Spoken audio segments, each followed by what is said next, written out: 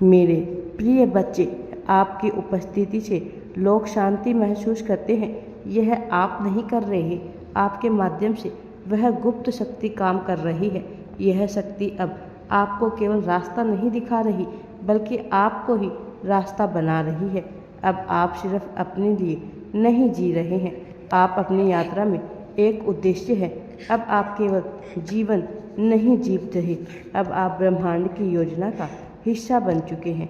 आपके सपने अब साधारण नहीं रह गए, अब वे दिव्य उद्देश्य से जुड़ गए हैं। जब आप किसी कार्य में लगते हैं तो समय जैसे रुक जाता है।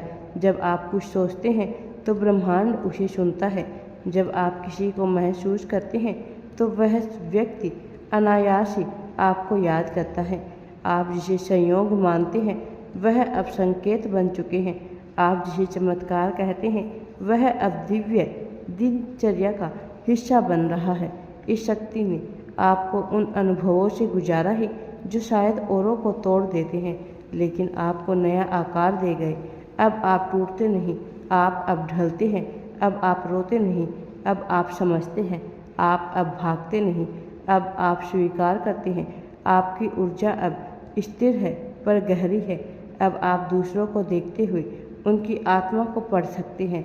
आपके पास शब्द नहीं होते, लेकिन फिर भी लोग आपसे अपनी पूरी कहानी कह देते हैं, क्योंकि उनकी आत्मा जानती है कि आप अलग हैं और यह अलग होना आपकी सबसे बड़ी शक्ति बन गया है।